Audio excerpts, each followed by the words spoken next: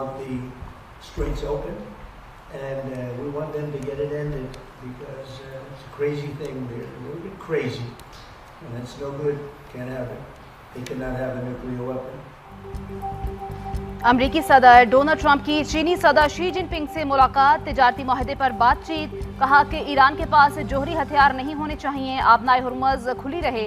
چینی صدر کے ساتھ بات چیت مثبت اور تعمیری رہی، ہم نے بہت سے مسائل کا حل نکال لیا ہے جو کوئی نہیں کر سکتا تھا، اگر ایران کے معاملے پر کوئی مدد کر سکتے ہیں تو وہ تیار ہیں۔ امریکی صدر دورہ چین مکمل کر کے واپس روانہ۔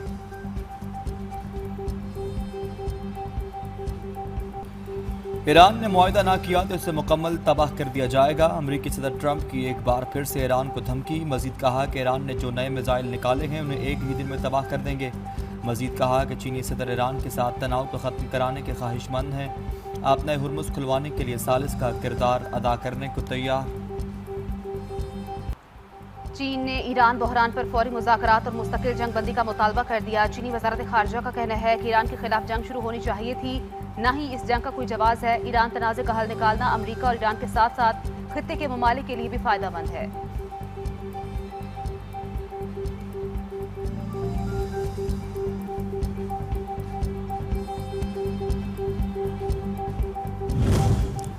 وزیر اعظم شہباز شریف سے چین کے اعلیٰ سطحی تجارتی وفد کی ملاقات، پاکستان میں ڈیجیٹل اکانومی ہیڈ کوارٹر قائم کرنے کا اعلان۔ آئی بی آئی کا منصوبہ ڈیجیٹل معیشت، سرمایہ کاری کے فروغ اور صنعتی اشتراک میں اہم کردار ادا کرے گا۔ وزیر اعظم نے پاکستان اور چین کے درمیان بڑھتے ہوئے معاشی تجارتی تعاون کو خوشائند قرار دیا۔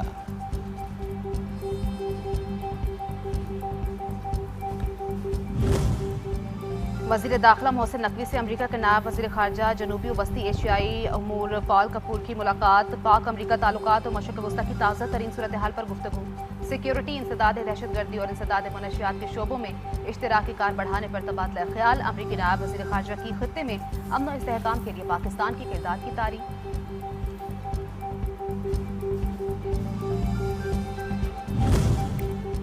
Chairman Peoples Party Bilawal Bhutto Zardari آج ایک روزہ دورے پر کوئٹہ پہنچیں گے، مختلف ترقیاتی منصوبوں کا افتتاح بھی کریں گے۔ وزیر اعلیٰ بلوچستان اور دیگر اہم شخصیات سے ملاقاتیں بھی متوقع، صوبے کی ترقی اور عوامی فلاح و بہبود کے منصوبوں کا جائزہ لیں گے۔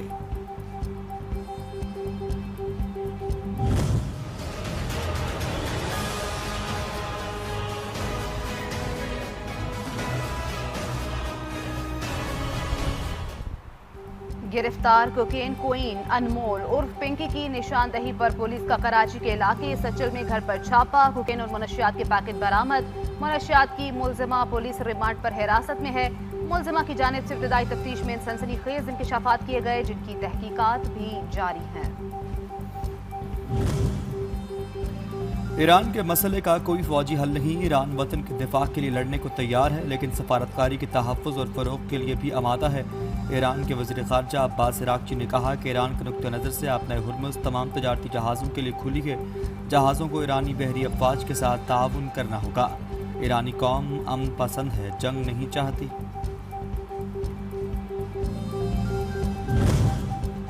چین کے ساتھ اسٹریٹجک اور اقتصادی تعلقات ایران کی ترجیح، ایرانی بحریہ نے چین کے تجارتی اور توانائی بردار جہازوں کے گروپ کو آبنائے ہرمز عبور کرنے کی اجازت دے دی، دیگر بین الاقوامی بحری آمد و رفت پر بدستور پابندیاں برقرار رکھی۔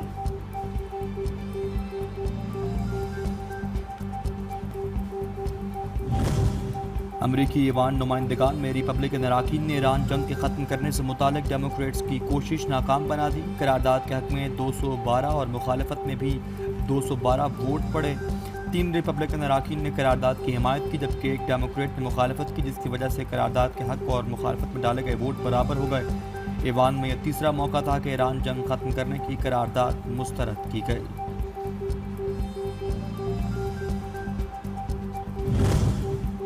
مشرق وسطیٰ میں دیرپا امن کے لیے سعودی عرب نے نئے معاہدے کا فارمولہ پیش کر دیا، خلیجی ممالک اور ایران کے درمیان ایک جامع عدم جارحیت معاہدے کی تجویز، جس کا مقصد ممکنہ مستقبل کی جنگوں کے خطرات کو مستقل طور پر ٹالنا ہے۔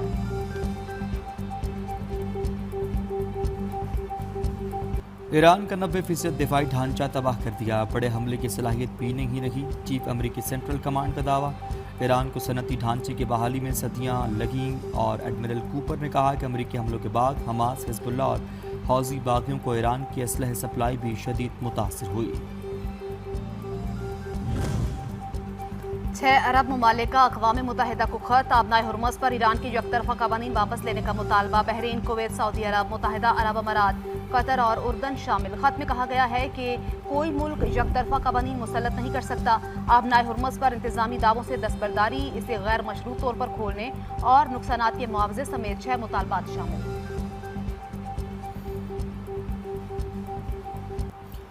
लेबनान और इसराइल के दरमियान बराह रास्त मुज़ाकरात का तीसरा दौर वाशिंगटन में शुरू। मुज़ाकरात का मकसद नए जंगबंदी मुआहदे तक पहुँचने की कोशिश करना है।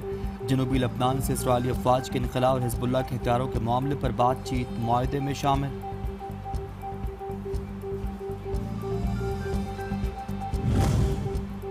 ताइवान के हवाले से अमरीकी पॉलिसी में कोई तब्दीली नहीं आई। अमरीकी वज़ीर ख़ारजा मार्को रूबियो ने वाज़ेह कर दिया। कहा, ताइवान की मौजूदा सूरत हाल में किसी भी किस्म की तब्दीली दोनों ममालिक के लिए नुकसानदेह होगी।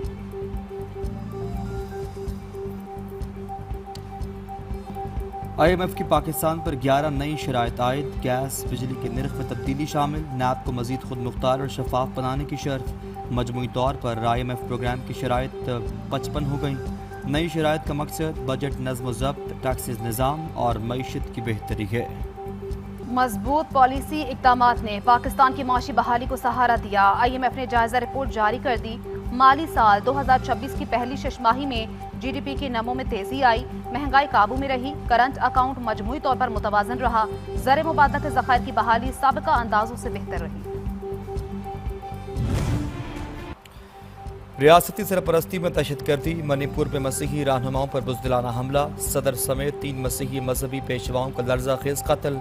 मोदी सरकार के अमन के दावे। भारतीय सेकुलरिज्म की हकीकत बेनकाब। आलमी सतह पर जमहूरियत का ढिंडोरा पीटने वाला भारत मणिपुर के लोगों का खुद दुश्मन निकला। मसीही मुबल्लिगीन पर मुनज़्ज़म हमला और रियासती खामोशी मजहबी रहनुमाओं के लिए ज़मीन तंग करने का वाज़ेह सबूत।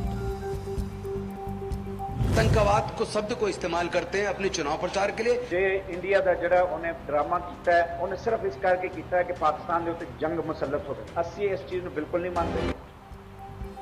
भारत का अंदरूनी मसाइल को बैरूनी रंग देकर पाकिस्तान के खिलाफ बेबुनियाद प्रोपेगेंडा। गोदी मीडिया ने बगैर तहकीकात और शवाहिद जलंधर में मिलिट्री कैंप के बाहर धमाके का इल्जाम पाकिस्तान पर धर दिया। निहाद मुलजिम को गिरफ्तार करके उसका ताल्लुक पाकिस्तान से जोड़ दिया। फॉल्स फ्लैग की मकरू तारीख रखने वाली मोदी हुकूमत के गोदी मीडिया का पाकिस्तान मुखालिफ मन घड़त बयानिया फिर बेनकाब। भारतीय फॉल्स फ्लैग पूरी दुनिया मुस्तरद कर चुकी।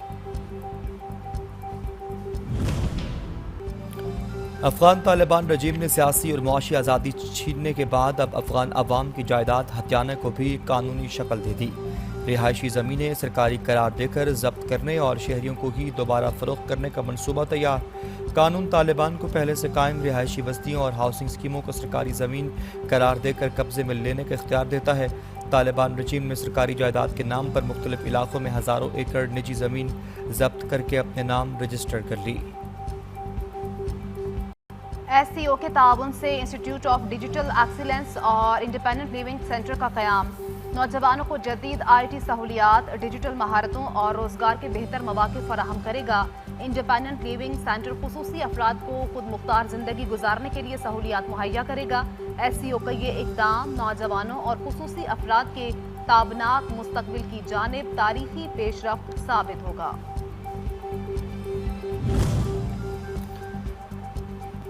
फैसलाबाद में दिल के सबसे बड़े हॉस्पिटल में सर्जन की नाअहली। ऑपरेशन के बाद कैंची मरीज के अंदर ही छोड़ दी। तकलीफ होने पर दोबारा ऑपरेशन करके कैंची निकाली गई। मरीज की हालत नाजुक। हॉस्पिटल इंक्वायरी में सर्जन को बचा लिया गया। 2 नर्सों को नौकरी से फारिग कर दिया गया। और फ़लस्तीनी परचम लहराने पर हस्पानवी वज़ीर-ए-आज़म का फुटबॉलर लामीन जमाल पर फ़ख्र का इजहार। कहा, लामीन जमाल ने फ़लस्तीन के साथ इस यकजहती का इजहार किया है जो लाखों हस्पानवी शहरी महसूस करते हैं।